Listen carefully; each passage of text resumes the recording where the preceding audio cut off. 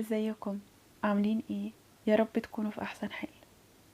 النهاردة معانا استرسال جديد ومعانا طاقة جديدة. انا عارفة ان الطاقة بقالها كام يوم مش احسن حاجة خالص وانتوا حاسين بده، بس خليني اقولك ان طاقة النهاردة جميلة جدا، مليانة تفاؤل وتغييرات ايجابية بتحصل في حياتك بشكل فعلي، مش بس في النية. في خطوات جريئة اخيرا بتتعمل، يمكن لأول مرة من سنين بتحصل. والجميل ان في ناس منكم كتير حاسين ان ده جاي من شخص جديد داخل حياتك، ويمكن للبعض منكم الشخص ده هو اصلا موجود في حياتك، ولكن طاقته نفسها اللي اتغيرت. يمكن حصله شفاء او صحوة وابتدى ياخد خطوات صح. رسالة النهاردة من النقطة دي بالظبط. يلا نسمع مع بعض الشخص ده عايز يقولك ايه.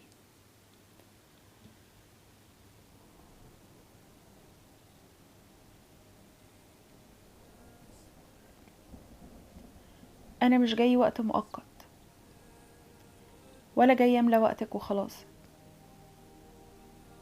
انا جاي وعايز اعيش جنبك وافهمك واتعرف على كل تفاصيلك. عايزك تعرفيني وكأنك بتتعرفي عليا لأول مرة. انا الشخص اللي يمكن ما كنتيش متوقعة وجوده، بس انا حقيقي. انا يمكن ما كنتش جاهز قبل كده، يمكن شفتك من بعيد او حسيت طيفك، بس الوقت ما كانش بيساعدني. كنت لسه بظبط حياتي، وكنت لازم اقفل ملفات مش المفروض تتفتح معاكي. كنت عارف ان اللي جاي معاكي يستاهل اكون نضيف، صادق ومركز. ودلوقتي انا جاهز. انا جاي بحب مش متردد، بحضور قوي ودافي شبهك. انا مش هقف على بابك محتار. هتعرفيني المرة دي على حقيقتي ومن اول يوم. مش هلبس قناع، ومش هخليكي تفضلي تسألي هو عايزني بجد ولا بيجرب. انا جاي وانا عارف اني عايز اعيش مع روحك، مش بس جنبك. جاي ابدأ بداية حقيقية، مش صفحة فاضية. دي صفحة مكتوبة بعناية، فيها نوايا نقية وكلمات محطوطة بقلبي قبل لساني. انا مش جاية عشان انقذك، انا عايزة اكون سند وظهر وحضن، وعايزك تكوني شريكة مش بس حبيبة. انا حاسس انك تعبتي من العلاقات المعلقة ومن الكلام الحلو بس فاضي، ومن اللي بيقولوا بحبك وهم مش قادرين حتى يفهموا انت مين. انا مش كده. انا هنا بسمعك وبفهمك. انا هنا بعيش معاكي مشاهد الحياة بتفاصيلها ومش ههرب منها. عارفة، انا كنت بظبط امور كتير قبل ما اوصلك، عشان ما ينفعش انقل مشاكلي عليكي ولا ادخلك جوا فوضى مش من اختيارك. انا مش مثالي، بس انا واعي وبكبر، وعايزة اكون شخص تعرفي تسندي عليه. انا راجع بنسخة جديدة، نسخة مش خايفة، نسخة ناضجة بتحبك وقادرة تفضل. لو قلبك مصدقني اعرفي ان جاي بطاقة حب جديد ليكي،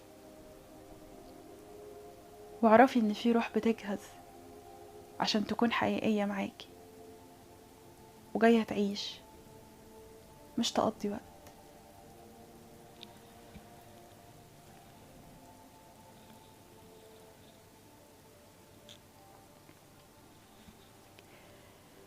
واضح جدا ان الروح اللي بعت الرسالة دي سواء شخص جديد او قديم، لان الطاقتين موجودين بقوة.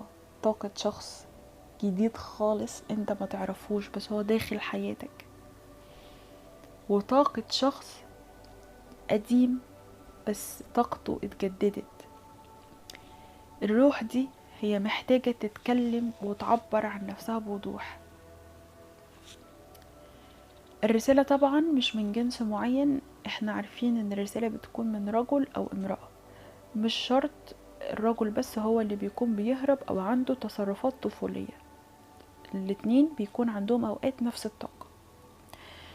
نشرح بقى طاقة الشخص اللي عايز يوصلك الرسالة او اللي وصلك الرسالة دي دلوقتي.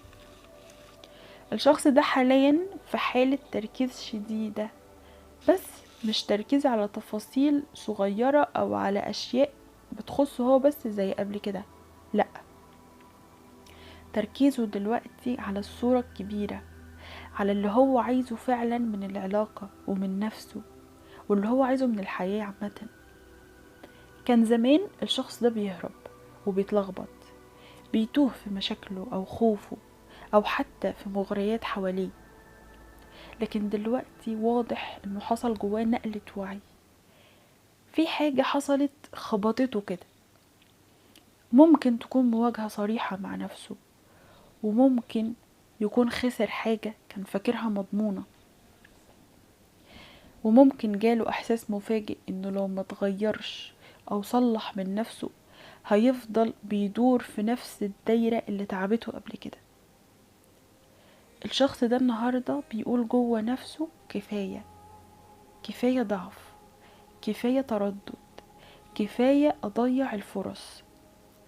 بدأ يحس ان انت تحديدا الشخص اللي طاقته مختلفة، الشخص اللي مش شبه حد، شخص بيحس معاه براحة مش مفهومة. تفكيره دلوقتي فيك هو مش بيفكر بس انك حد حلو او حد مميز، لأ، هو دلوقتي بيشوفك كشخص مؤثر، شخص غير له نظرته عن نفسه. هو بيشوف ان انت شخص لما بتختفي او بتبعد هو بيحس بفجوة، وبيحس انه لما بيقرب لك عايز يكون احسن، عايز يكون احسن نسخة من نفسه. بيفكر فيك ان انت مراية ليه، كل مرة بيقرب منك بيشوف نفسه جواك. يمكن ده الشيء اللي كان بيخليه يبعد قبل كده او بيخوفه، ولكن دلوقتي الموضوع اختلف معاه تماما. بيشوف كل الحاجات اللي هو محتاج يشتغل عليها، مش عشان مش عشان انت بس، يعني مش عشان تبقى موجود في حياته بس، لكن علشان هو حاسس انه لازم التغيير ده يكون لنفسه كمان. دلوقتي هو بيفكر ازاي استحق الشخص ده، ازاي ارجع بطاقة مختلفة، ازاي اكون صادق وواضح وثابت، ازاي بطل اهرب وابدأ اواجه. يا جماعة ما تستهونوش بالكلام ده، لان الطاقة النهاردة طاقة تغيير قوي جدا جدا. طيب لو هنقول كده هو بيخطط لإيه؟ الشخص ده عنده خطة واضحة جدا جواه، حتى لو لسه ما ظهرتش في الواقع. هو ناوي يعمل خطوة مش متوقعة كده تجاهك، ممكن تكون مواجهة وممكن تكون اعتراف، على حسب الشخص ده ايه. لو الشخص ده قديم في حياتك فهو هيجي وهتبقى فيه مواجهة معاكم وهتتكلموا فيها بكل وضوح وكل النقاط اللي انتوا عايزين تتكلموا فيها في العلاقة دي. ولو هو شخص جديد فالخطوة اللي هياخدها هتكون اعتراف، وممكن يكون تصرف فعلي ما فيهوش هروب او اعذار. يعني قصة ان هو بقى يتحجج او يحط اعذار دي انتهت. ولبعضكم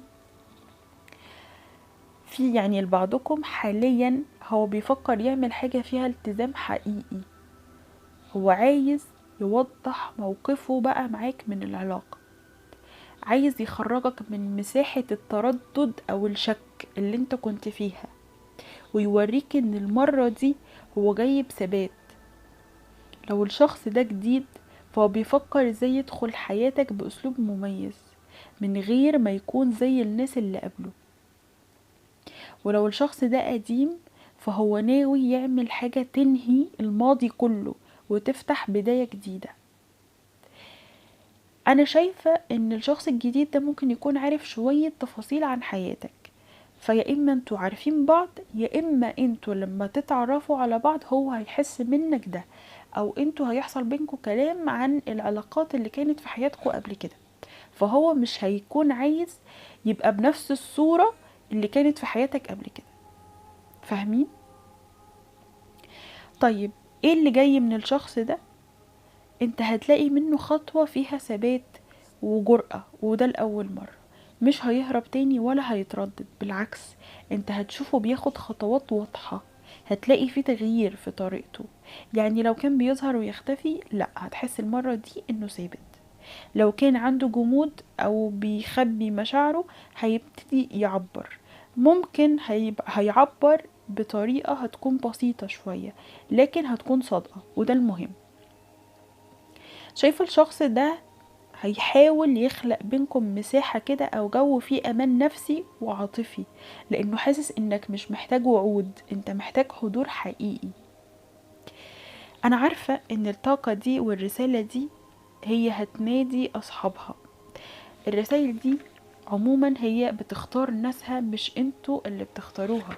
فلو انت حسيت ان الرسالة دي فعلا لمستك، اعرف ان الروح دي بتحاول توصلك وبتختارك، وعايزة تثبتلك وتقولك ان انا اتغيرت، لكن من غير كلام كتير ومن غير وعود. هو عايز يعمل افعال.